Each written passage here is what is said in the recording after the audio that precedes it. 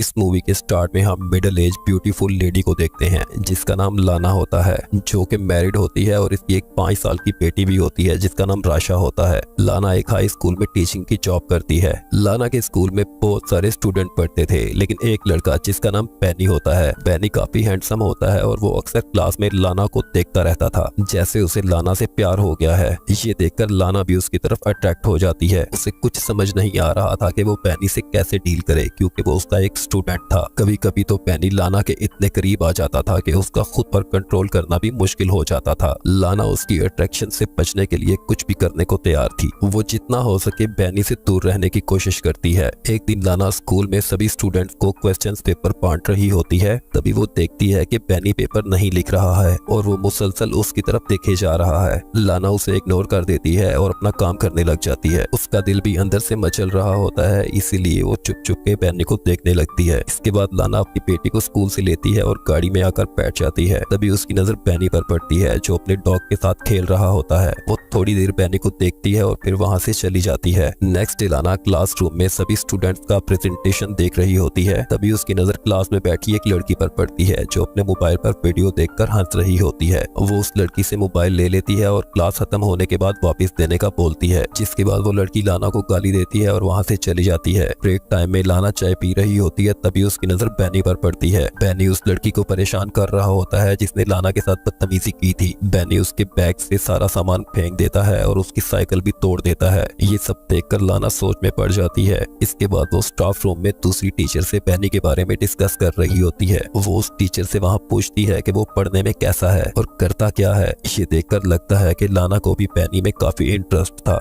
Next day लाना school में बेनी को बोलती है कि मुझे तुमसे कुछ बात करनी है और वो उसे खाली क्लासरूम में ले जाती है। वहाँ वो उसको बैठने का बोलती है और फिर उसका हाल चाल पूछती है। इसके बाद वो उसे पूछती है कि उसे स्कूल में अच्छा लग रहा है या नहीं, पर बेनी खामोश रहता है और उसकी किसी भी बात का जवाब नहीं देता। अब वो लाना से पूछता है कि वो उससे क्या चाहती है। लाना उसे कहती है कि तुम्हें स्कूल की लड़की के साथ बुरा बिहेव नहीं करना चाहिए था, मुझे तुम्हारी बहुत फिक्र है। और उसे समझाते हुए अपना हाथ उसके घुटने पर रख के कहती है कि तुम्हें मुझसे कोई हेल्प चाहिए तो बताओ। बेनी उसके हाथ की तरफ देखकर हंसता है, तभी वो अपना हाथ फौरन पीछे कर लेती है। बेनी उसे कहता है कि मुझे नहीं लगता कि तुम सच में मेरी हेल्प करना चाहती हो। लाना उसे कहती है कि मुझे तुम्हारे फ्यूचर की फिक्र है। बेनी हंसकर उसे कहता है कि मैं जानता हूँ कि तुम भी मुझसे प्यार करती हो। ये बात सुनकर लाना घबरा जाती है और एक मीटिंग का बहाना करके वहाँ से चली जाती है। नेक्स्ट डे लेक्चर के बाद सारे स्टूडेंट क्लासरूम से चले जाते हैं, पर बेनी गलती से अपना बैग वहाँ भूल जाता है। लाना उसके बैग को उठाकर आसपास नजर दौड़ाती है, कोई उसे देख तो नहीं रहा। फिर वो बेनी के बैग से उसका स्वेटर निकालकर अजीब तरह से सूंघने लगती है और वापस रख देती है। इसके बाद वो वॉशरूम में जाती है, जहाँ वो झुककर टैप से पानी पीने लगती है। जब वो ऊपर उठती है तो बेनी को अपने सामने देखकर नर्वस हो जाती है। बेनी अब लाना को टच करने लगता है, पर लाना उसका हाथ पीछे कर देती है। बेनी मुस्कुराते हुए फिर से उसे छूने लगता है और उसे गर्दन पर किस करता है। लाना भी उसकी बाहों में खो जाती है, पर अचानक उसे होश आता है और वो पीछे हटती है और बेनी को भी रुकने का बोलती है और कहती है कि हम दोनों के बीच दोबारा ऐसा नहीं होना चाहिए, और उसे धमकी देती है कि तुमने अगर फिर से ऐसा कुछ किया तो मैं तुम्हें स्कूल से निकलवा दूंगी।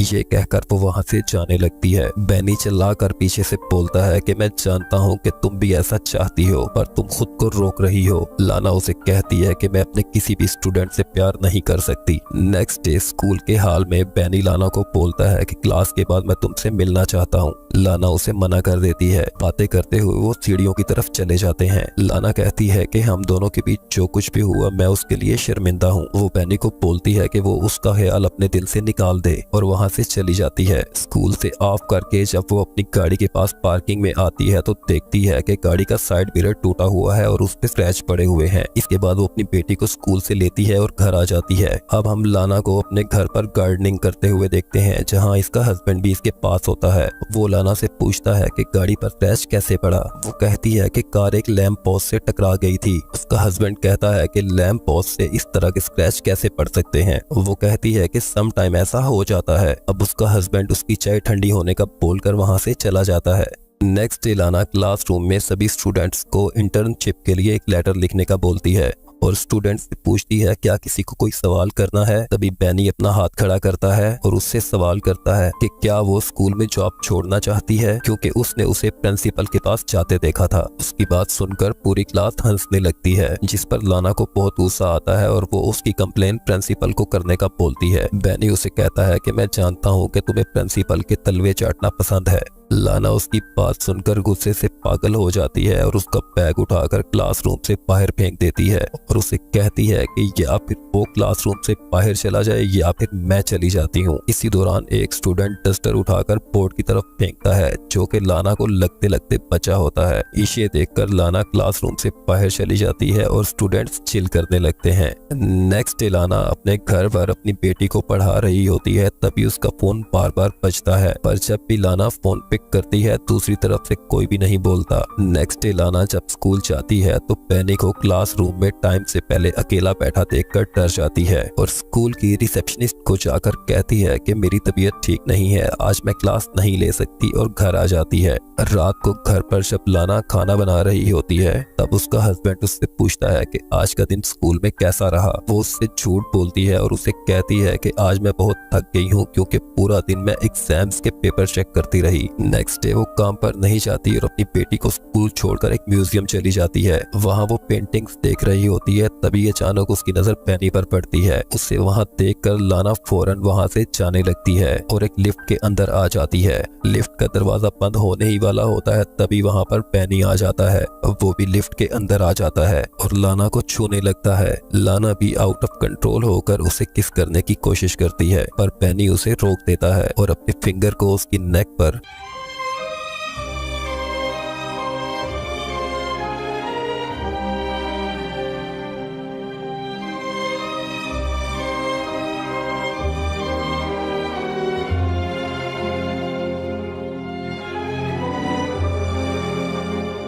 उस रात लाना को बहुत बुरे बुरे सपने आते हैं। उसे ऐसा लगता है जैसे उसकी फैमिली उससे छिन रही है। वो घबराकर जाग जाती है और रात भर सो नहीं पाती। अब वो कुछ भी करके बेनी से छुटकारा पाना चाहती थी। नेक्स्ट डे लाना स्कूल में प्रिंसिपल के ऑफिस में आ जाती है और नेक्स्ट डे होने वाले एग्जाम्स का एक पेपर चुरा लेती है। लाना का प्लान था कि वो उस पेपर को ले जाकर बेनी के बैग में रख देगी, जिससे बेनी को चीटिंग के केस में स्कूल से रेस्टिकेट कर दिया जाएगा। और लाना का ये प्लान कामयाब हो जाता है और बेनी को स्कूल से निकाल दिया जाता है। बेनी के स्कूल से चले जाने के बाद लाना को लग रहा था कि अब वो अच्छे से सब कुछ मैनेज कर पाएगी और सब कुछ पहले जैसा होगा, लेकिन होता उसके ऑपोजिट है। लाना को अब बेनी की याद सताने लगती है। वो बेनी के साथ बिताए हुए खूबसूरत पलों को याद करती है। एक दिन लाना अपनी बेटी के साथ एक बुक शॉप में जाती है। वहाँ उसकी बेटी अचानक गायब हो जाती है। लाना काफी टेंशन में आ जाती है, इसीलिए वो सिक्योरिटी कैमरास की फुटेज को देखने लगती है। फुटेज में उसे बेनी दिखता है, जो कि उसकी बेटी के पीछे जा रहा था।